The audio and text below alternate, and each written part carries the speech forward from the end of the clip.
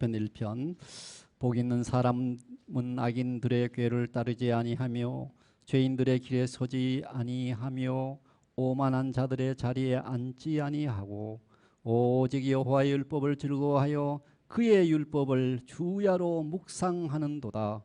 그는 시냇가에 심은 나무가 철을 따라 열매를 맺으며 그 잎사귀가 마르지 아니함 같으니 그가 하는 모든 일이 다 형통하리로다. 악인들은 그렇지 아니하며 오직 바람에 나는 겨와 같도다. 그러므로 악인들은 심판을 견디지 못하며 죄인들이 의인들의 모임에 들지 못하리로다.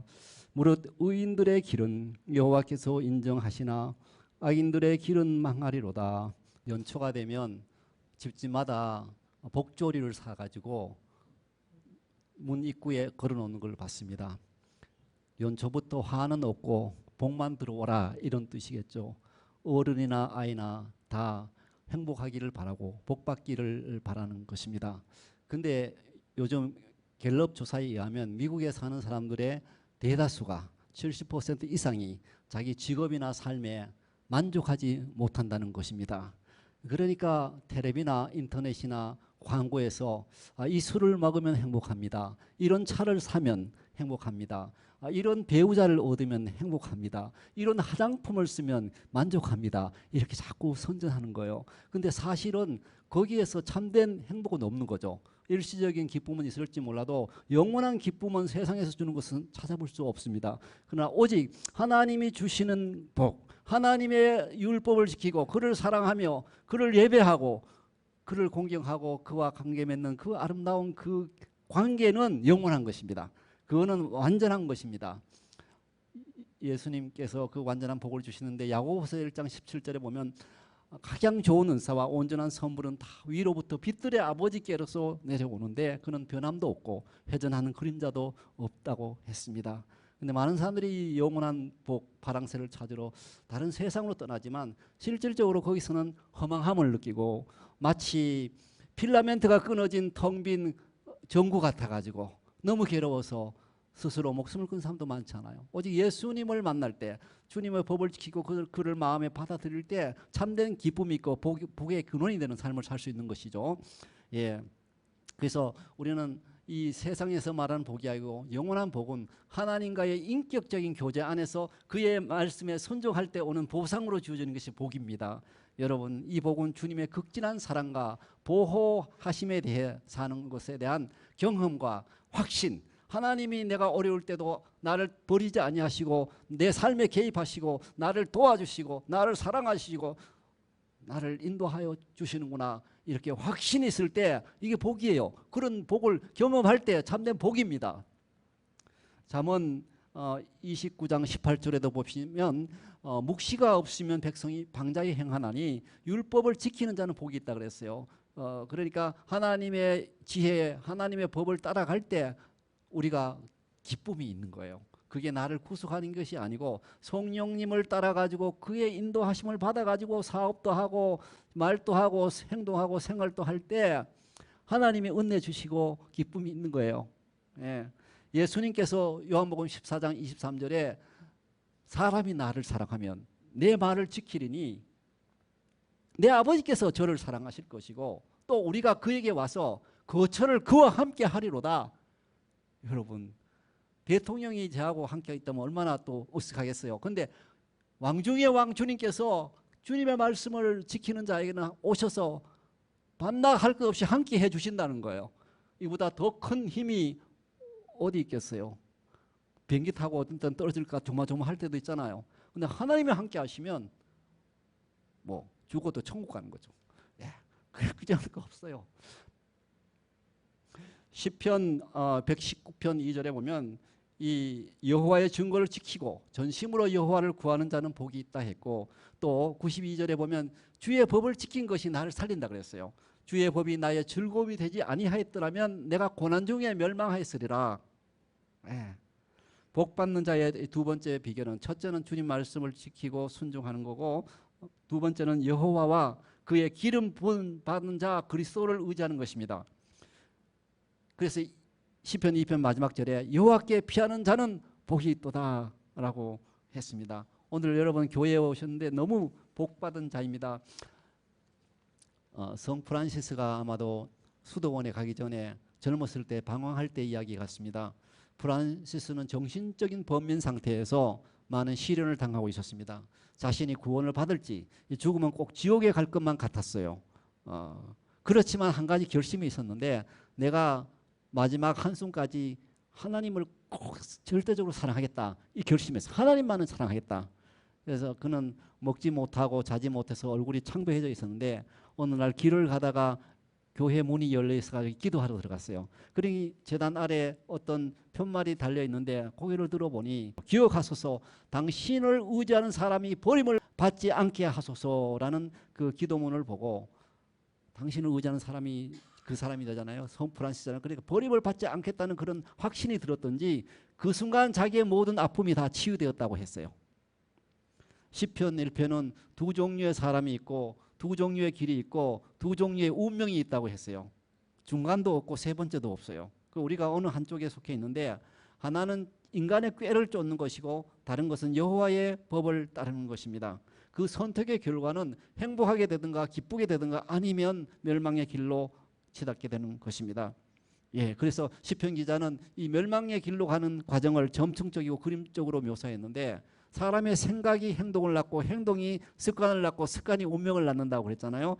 그러니까 이 생각, 인간의 잘못된 악인의 꾀는 죄인에게 서게 만드는 행동을 낳고 그것이 습관화되고 만성화되면 오만한 자의 자리에 앉혀가지고 자꾸 오만한 소리를 하는 거예요. 하나님을 거역하는, 앉으면 말하게 되잖아요. 거역하는 말을 하게 된다는 것이죠.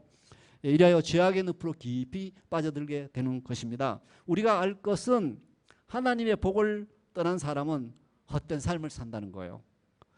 여러분 아시는 보호 전쟁이 있죠. 이 세실 로데스라는 사람은 영국인과 보호 민족 간의 이 보호 전쟁을 일으킨 장본인이었어요. 물론 그의 목적은 아프리카에 있는 풍부한 자원을 자기 손에 넣으려는 것이었어요. 그런데 그것은 자기가 바라는 대로 그가 다 가졌어요. 금도 자원도 가졌는데 그가 죽을 때 탄식하며 하는 말이 나는 아프리카에 있는 많은 것을 가졌습니다. 그러나 나는 이제 아무것도 가지고 갈 수 없습니다. 내가 가지고 있는 모든 것을 다 남겨놓아야 합니다. 하나도 가지고 갈 것이 없습니다. 내가 이 세상에서 영원한 보물이 있나 찾아봤는데 영원한 보물은 없었습니다. 나는 가진 것이 하나도 없습니다. 그렇게 고백하고 죽었습니다. 여러분 세상에는 영원한 보물이 없습니다. 영원한 복이 없습니다. 하나님이 주시는 복만이 영원해서 우리가 하나님께서 내려오는 가장 좋은 은사와 온전한 선물은 다 빛들의 아버지께로서 내려옴을 아까 우리가 함께 생각해 보았습니다. 제가 한국에서 군생활 16년간을 마치고 92년도에 대한항공을 타고 미국으로 이제 오기 전에 수요일 날 저녁에 마포에 있는 다니던 교회에 가서 예배를 드리게 되었습니다. 근데 제가 가진 것은 하나도 없었어요. 옷도 너덜너덜한 그 노동복에다가 뭐 돈도 없고 하나님은 내가 어떻게 합니까? 근데 눈을 들어 보니까 시편 119편 55절이 펴져 있더라고요. 55절, 56절 두 개. 거기 뭐라고 써냐면 내 소유는 이것이니 곧 내가 주의 법도들을 지킨 것이니다. 내가 밤에도 주를 사랑하여 주의 법도를 내가 기억했사오니 내 소유는 이것이니 내가 주의 법도들을 지킨 것이니다. 내가 지킨 것이 내 것이 되잖아, 그죠? 내가 아무리 재산을 가지고 있어도 남이 가져가고 그러면 내 것이 아니잖아요. 하나님의 법도도 내가 지킨 것이 영원히 내 것이 되는 것입니다.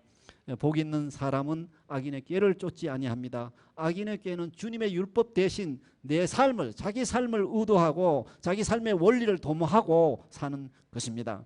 아담과 하와는 자신의 정욕과 이생의 자랑을 따라가다가 멸망했지만 예수 그리스도는 사탄의 유혹과 세상이 주는 모든 정욕에 아니라고 말하고 그들을 물리치셨으고 우리에게 영원한 구원을 주셨습니다. 영생을 주시고 자유를 주셨습니다.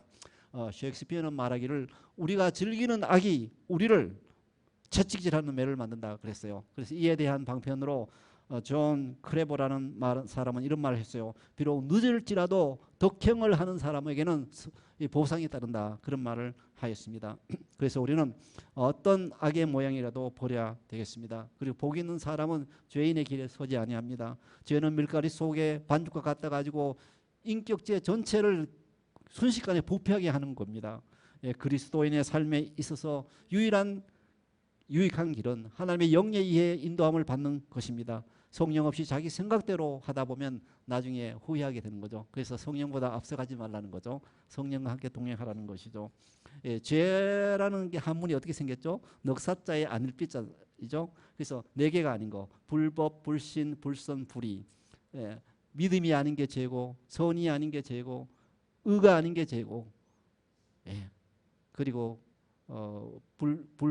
법이 아닌 게 죄라는 것이죠. 선을 알고도 행하지 아니하면 죄라고 했습니다. 복이 있는 자는 오만한 자의 자리에 앉지 않은데, 신라원을 지은 존 밀턴은 신라원에서 말하기를 지옥에서 가장 첫 번째 가는 죄가 오만함이라고 그랬어요. 오만함. 예. 오만함이라는 것은 하나님을 조롱한다는 거죠. 주의 율법을 고집스럽게 거부하는 것입니다. 시편 5편 5절에 오만한 자들이 주의 목전에 서지 못하리이다 라고 했어요. 오만한 자는 악을 행하는 것이고 또 하나님이 미워하시는 것입니다. 제가 유마 아리조나에 채플린으로 일할 때 어느 날 저녁 한 20대 18세 정도 된 아가씨가 자기의 발목을 잘라가지고 자해하려다가 응급실에 왔는데, 제가 불쌍해서 샌드위치를 하나 줬더니 그 샌드위치를 받아들고 눈물을 펑펑 흘리면서 감사를 연발하는 거예요. 그게 늘 20년이 지났지만 그게 기억에 남아요. 빵 한 조각에도 눈물로 먹을 수 있는 사람은 정말 그 가난한 마음, 오만하지 않는 마음에는 정말 기쁨이 깃들구나라고 생각해 보았습니다. 적극적인 관점에서 복 있는 사람은 주의 율법을 즐거워해요. 그리고 그 율법을 밤낮 묵상한다는 거예요. 밤낮 생각하는 자예요. 묵상한다 이 말은 중얼거린다는 거예요. 속삭인다는 거죠. 복 있는 사람은 율법을 즐거워하여 주야로 그 율법을 묵상합니다. 한순간이라도 묵상하지 않으면 사탄이 우는 사자같이 산길자를 찾으러 공격하는 거예요. 독사같이 공격하는 거예요. 예를 들어 장래가 염려될 때는 예레미야 29장 11절 말씀, 너희를 향한 나의 생각을 내가 안 하니 재앙이 아니요, 예, 평안이요, 너희에게 미래와 희망을 주는 것이다. 마음에 근심이 쌓일 때는 너희는 마음에 근심하지 말라. 하나님을 믿으니 또 나를 믿어라. 아무것도 염려하지 말고 모든 일에 기도와 간구로 감사함으로 하나님께 아뢰라. 마음이 불안할 때는 우리에게 찾아오셔서 너희에게 평안이 있을지어다 라고 하신 주님의 평안한 얼굴을 한번 뵙는 거예요. 그 묵상하는 거예요. 마음이 울적할 때는 여호와를 기뻐함이 우리의 힘이라. 하나님 찬양합니다. 찬양합니다. 주님을 기뻐합니다. 할렐루야 찬양합니다. 하나님 나는 주님이 만드신 하나님의 영광의 찬송입니다. 그렇게 이제부터 살겠습니다. 어떤 일이 있어도 하나님을 찬양합니다. 그러면 여리고 성도 무너지고 홍해도 갈라지는 역사가 있을 줄 믿습니다. 용서가 안 될 때는 말입니다. 그리스도께서 십자가에 자기를 못 박고 모욕하고 침을 뱉고 자기의 창을 찔러서 죽이는 자를 향해서 아버지여 저들을 사하여 주옵소서, 자기가 하는 것을 저들은 알지 못함이니이다 라고 마음에 응어리진 것을 풀어버려야 해요. 내보내야 돼요. 그래서 빙점이란 소설의 얼음이 녹아지는 것, 그것을 그린 거죠. 그래서 용서가 안 될 때는 아버지여 저들을 사하여 주옵소서, 자기가 하는 것을 알지 못합니다. 주님 용서해 주시고 사랑해 주세요. 그러면서 내가 용서할 때 내가 자유롭게 되고 온전하게 되는 것입니다. 인색한 마음이 들 때는 너희 관용을 모든 사람에게 알게 하라. 주께서 가까우시니라. 아버지는 얼마나 좋으시고 얼마나 모든 것이 다 있는데 인색할 필요가 없는 거죠. 여러분, 사람이 악인의 길을 떠났다고 행복한 삶을 사는 것은 아닙니다. 주의 말씀을 묵상할 뿐 아니라 그 말씀을 실천하여 얻는 기쁨을 누릴 때 이것이 진정한 행복의 요소입니다. 본질적인 요소입니다. 시편 119편 111절에 주의 증거들로 내가 영원히 나의 기업을 삼았사오니 이는 내 마음의 즐거움이 되니이다. 예, 주의 법은 우리 영혼을 소생케 하고 우리를 살리게 하고 우리를 온전히 하나님 나라에 도달할 수 있도록 인도해 주시는 등이요 빛이요 정말 영적인 생명이 있는 말씀입니다. 주의 법의 의미를 인식하는 것은 장수와 평안과 번영을 가져다 주는데요. 잠언 3장 1절부터 2절에 내 아들아 나의 법을 잊어버리지 말고 너의 마음으로 나의 명령을 지키라. 어떤 사람은 입으로만 명령을 지키는데 마음으로 하나님의 법을 지키라. 그리하면 그것이 너로 장수하여 많은 해를 누리게 하며 평강을 더하게 하리라. 많은 해를 누리게 한다는 거예요. 해가 아니고 해를. 많은 기쁨, 많은 복을 누리게 하며 평강을 더하게 하리라. 이와 같이 복 있는 사람은 시냇가에 심은 나무 같아 시절을 따라 결실을 맺습니다. 그러나 악인은 바람에 나는 겨와 같아요. 겨는 불에 살라지는 불쏘시개밖에 되지 않습니다. 수시기에 농사를 지어가지고 농부들이 곡식을 던지면 겨는 바람에 날려갑니다. 알맹이가 없습니다. 그러나 곡식은 알맹이에서 떨어집니다. 그래서 가벼운 껍질은 다 날아가는데 이것은 가볍고 쓸모없는 그런 사람을 상징하기도 합니다. 악인들은 지규를 통해 쓸모없는 자, 실질적인 내용이 없는 무익한 자들로 묘사되는 것입니다. 악한 자는 주님을 알 수도 없는데요. 시편 10편 4절에 악인은 그의 교만한 얼굴로 말하기를 여호와께서 이를 감찰하지 아니하신다며 그의 모든 사상에는 하나님이 없다 라고 말하는 것입니다. 하천풍은 존경하는 신학자 하천풍은 말하기를 악한 자는 여호와의 마음을 거스리며 자기 마음대로 하려는 사람의 총칭이다. 하나님의 뜻이 아니고 내 뜻대로 사는 거예요. 잠언 29장 6절에 악인이 범죄하는 것은 스스로 올무가 되게 하는 것이나 의인은 노래하고 거기서 탈출하여 기뻐하는 거예요. 애굽에서 탈출하여 가나안 땅에 가서 기뻐하며 사는 것입니다. 예수님은 마태복음 5장 13절에서 내 천부께서 심으시지 않은 것은 뽑힐 것이니라고 말씀하셨습니다. 악인은 깊이 뿌리 내린 것이 아니고 또 과실도 없어서 오래 지속될 수도 없습니다. 겨와 같아서 몸도 없고 알맹이 실체가 없어요. 그래서 삶의 폭풍과 부르닥치면 확 무너져 버려요. 휩쓸려 갑니다. 그리스도의 심판대에 심판의 자리에 서지 못하는 거죠. 불이 나면 다 타버리는 겁니다. 세상에서 우리 그리스도인들에게도 환난이나 고난이나 또 몸에 아픔이 올 때가 있지만 하나님께서 고쳐주시고 능히 이 모든 것을 이기게 하시는 것입니다. 주님을 의지해야죠. 복 있는 사람은 성령의 열매를 맺어서 그 사람의 말과 행동에는 항상 시기적절하고 진정이 있고 아름다움이 있습니다. 모든 행위는 절도 있고 질서가 있습니다. 복 있는 사람의 영적 삶은 어떤 시절의 주기를 따라 변화되는 것이 아니고 항상 내적으로 새로워지는 특징이 있습니다. 그래서 무디는 말하기를 그리스도인은 항상 상록석이다라고 말했습니다. 예. 이러한 사람은 자신이 하는 모든 일이 다 번성해요. 왜냐하면 그 사람은 주님과의 교제 속에서 주님이 원하시는 일을 하기 때문에 번성해요. 내가 원하는 일이 아니고 주님이 원하시는 일은 기도하는 것마다 다 이루어져요. 복 있는 사람은 의인임을 명확히 알려줍니다. 주께서 의인의 삶을 아신다고 했어요. 인정하신다고 했어요. 의인은 그리스도 안에서 중생하는 복 있는 사람입니다. 의인은 하나님께서 지켜주십니다. 하나님께서 그를 인정하십니다. 오늘 시편 1편 마지막 절에 무릇 의인들의 길은 여호와께서 인정하시나 악인의 길은 망하리로다. 여러분 우리 스스로에게 물어봅시다. 나는 의인의 길로 걸어왔는가 아니면 가끔 악인의 길로 침범해가지고 악인의 길을 많이 밟아왔는가. 주께서 자기 백성을 나가신다 하며 또 주의 이름을 부르는 자마다 불의에서 떠날지어다 라고 말씀하셨습니다. 기도하겠습니다. 주님 우리로 주의 법을 더욱더 사랑하고 주를 의지하게 하여 주소서. 시냇가에 심은 나무같이 항상 푸르고 열매 맺게 하여 주소서. 항상 기쁘고 형통하게 하여 주시고 복의 근원으로 살게 하여 주시옵소서.